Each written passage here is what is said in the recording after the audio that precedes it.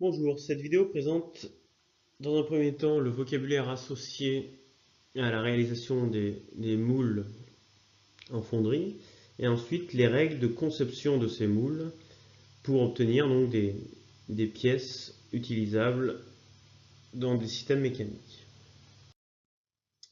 Donc les règles de conception. Ce qu'il faut bien comprendre, c'est que la qualité de la pièce va dépendre en priorité du soin apporté par le concepteur de la pièce et donc par l'adéquation des géométries définies par le concepteur avec les procédés de fonderie plutôt que par les compétences du mouleur lui-même. Une mauvaise conception d'une pièce risque d'augmenter le coût de la pièce, donc le coût de la fabrication de la pièce, en obligeant le fabricant à reprendre la pièce, donc à réusiner trop de surface sur la pièce brute de fonderie. Une mauvaise conception peut amener un refroidissement irrégulier lors de la fabrication. Ce refroidissement irrégulier va créer des contraintes internes dans le matériau et provoquer parfois la rupture de la pièce lors de la coulée, enfin lors du refroidissement, ou créer des fragilités qui vont amener la rupture de la pièce en fonctionnement. Tout d'abord, quelques mots de vocabulaire que l'on rappelle sur les procédés de fonderie. Le modèle, c'est l'objet qui va permettre de réaliser le moule et qui est donc destiné à être reproduit. Le moule, c'est donc un corps assez solide qui va résister à la chaleur et qui est donc façonné pour recevoir l'empreinte négative du modèle.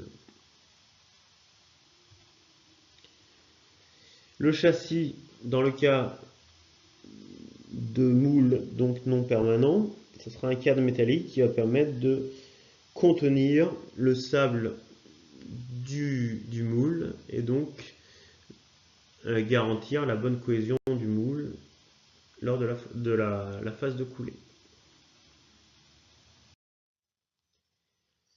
Le plan de joint ou les plans de joint, puisque suivant les moules on pourra avoir plusieurs plans de joint, c'est la surface qui sépare donc les deux châssis ou alors la surface qui fait le lien entre les différentes parties du moule. Si on utilise plusieurs châssis, on aura donc plusieurs plans de joint. Les noyaux sont des éléments du moule qui vont permettre d'obtenir des formes intérieures.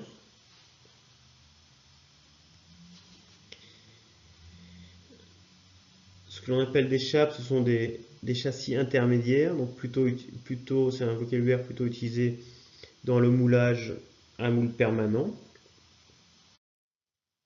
Les évents sont des canaux qui vont permettre l'évacuation du gaz de l'empreinte du moule lors de la coulée, et donc d'éviter des malformations au niveau de la pièce.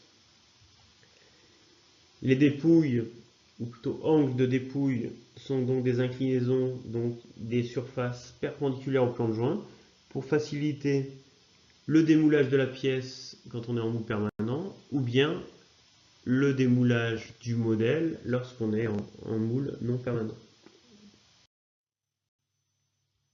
Le retrait est lié au phénomène de contraction du métal lors de son refroidissement et donc à la perte de volume lors du passage de l'état liquide à l'état solide. Les rotations, ce sont donc les défauts internes à la matière liés à cette contraction du métal qui va provoquer des petits vides à l'intérieur de la pièce. Et les criques, ce sont des fissures liées encore une fois à cette contraction du métal, pouvant se situer principalement à l'intérieur dans les zones des angles de la pièce. Les maslots sont des réserves de matière situées en dehors de l'empreinte, donc dans le moule, permettant de déplacer les défauts liés au retrait, donc à l'extérieur de la pièce. Le décochage, c'est donc l'opération qui consiste à sortir la pièce du moule. Et l'ébarbage, c'est l'opération qui consiste à supprimer, à enlever les différentes parties superflues, donc comme les maslottes, comme les canaux de coulée, les évents de la pièce brute. Lors de la conception d'une pièce de fonderie, on va chercher à obtenir sur la pièce brute une certaine homogénéité du matériau. Donc pour cela, on va chercher à ce que le refroidissement donc, de la pièce soit homogène pour obtenir la meilleure résistance mécanique possible. Et il va falloir réfléchir à la facilitation donc, du moulage d'une part, mais aussi du démoulage, donc à l'extraction de la pièce du moule. Pour concevoir le moule, on va dans un premier temps essayer de déterminer quel est le meilleur plan de joint possible. Donc on cherchera généralement à placer ce plan de joint dans un plan de symétrie, ce qui va nous permettre de réaliser les deux parties du moule identiques, et de placer ce plan de joint dans la plus grande section de la pièce pour pouvoir donc homogénéiser le refroidissement de la pièce. Il faudra donc prévoir des angles de dépouille sur les surfaces donc perpendiculaires à ce plan de joint et surtout éviter les contre-dépouilles.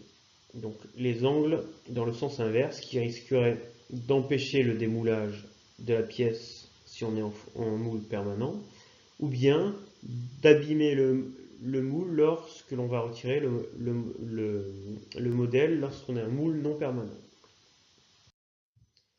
On évite les angles vifs puisque lors de la contraction du métal, le métal va se retirer de ces angles et puis ça crée aussi ce que l'on appelle des points chauds qui risqueraient de créer des défauts. Pour faciliter le refroidissement homogène, on cherche à avoir des épaisseurs régulières dans notre pièce. Et si on a besoin de faire varier ces épaisseurs, on évite de le faire varier brusquement. On évite les parties massives qui vont générer des points chauds et donc qui risquent de créer des zones avec des défauts. Et on essaye de prévoir des ouvertures permettant de positionner les noyaux dans notre empreinte. On facilite l'évacuation des gaz, soit avec des évents, soit avec des surfaces permettant de conduire ces gaz vers l'extérieur de la pièce. On commence à réfléchir aux opérations de débarbage lors de la conception du moule pour faciliter donc cette opération. Il faut penser à prévoir des surépaisseurs pour les surfaces fonctionnelles, donc les surfaces qui seront en contact avec d'autres pièces, puisqu'on va réusiner cette surface, donc il faudra réenlever un peu de matière lors de la phase de finition.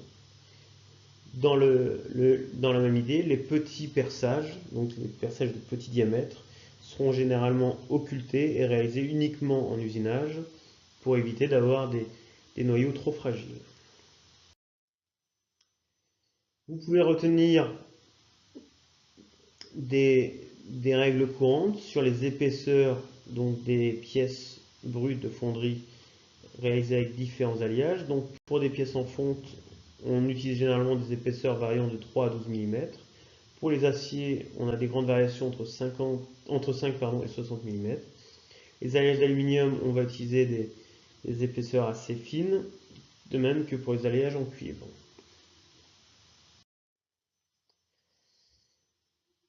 Ici, on va pouvoir voir différents tracés à éviter et comment les améliorer. Donc, si l'on considère que le plan de joint est ici, on évite les parois qui sont donc perpendiculaires au plan de joint et on préfère donc des parois avec un angle de dépouille pour faciliter le démoulage soit du modèle, soit de la pièce finale. De la même façon, on évite les toiles horizontales pour faciliter l'évacuation des gaz dans le moule.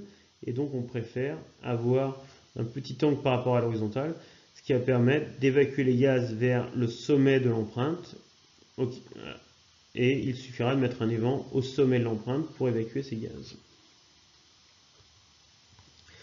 Ici on voit qu'a priori cette pièce a besoin d'une variation d'épaisseur.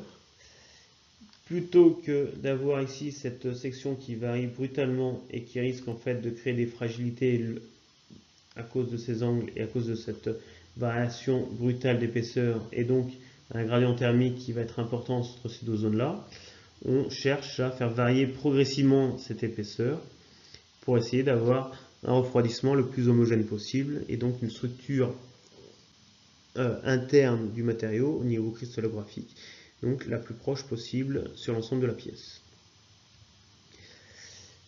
Pour éviter des zones plus massives donc, et créer éventuellement des points chauds à l'intérieur duquel on pourrait avoir des rotassures, on peut chercher donc à séparer ici les deux voiles par exemple en essayant donc de raccorder cette partie-là de la pièce, donc cette partie-là de la pièce, à un autre endroit pour donc éviter les points chauds.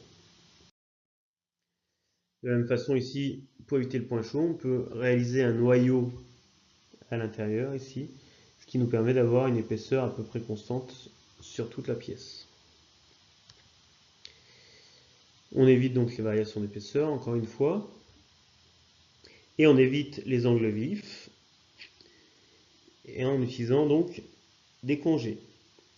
Cela va faciliter d'une part le démoulage et d'autre part éviter donc les rotassures ou les criques qui vont se former lors du retrait du matériau. Si l'on veut maintenant réaliser une pièce de cette forme-là, on va donc dessiner une pièce avec ici des angles de dépouille. A priori, le plan de joint sera dans ce plan de symétrie-là. D'accord ? Donc, des angles de dépouille sur toutes les faces perpendiculaires, donc sur les 4 faces perpendiculaires au plan de joint. Réaliser des congés à toutes les jonctions et donc sur toutes les arêtes vives. A priori, ces petits perçages ici seront bouchés et réalisés en usinage et on pourra utiliser ici peut-être des noyaux sur ces allésages de diamètre plus important. La pièce finale pourrait avoir cette forme-là et donc il faudra ensuite venir réusiner les différentes faces. Alors attention, uniquement les faces fonctionnelles. A priori, cette face-là ne serait pas fonctionnelle, donc on la laisserait avec ses angles de dépouille. Par contre, cette face-là, on viendrait réusiner un plan et percer les 4 perçages. Donc, dans la plupart des cas, on a une phase d'usinage uniquement des surfaces fonctionnelles après obtention des brutes de fonderie. Voilà pour les principales règles de conception à vérifier lors donc de la conception d'une pièce de fonderie.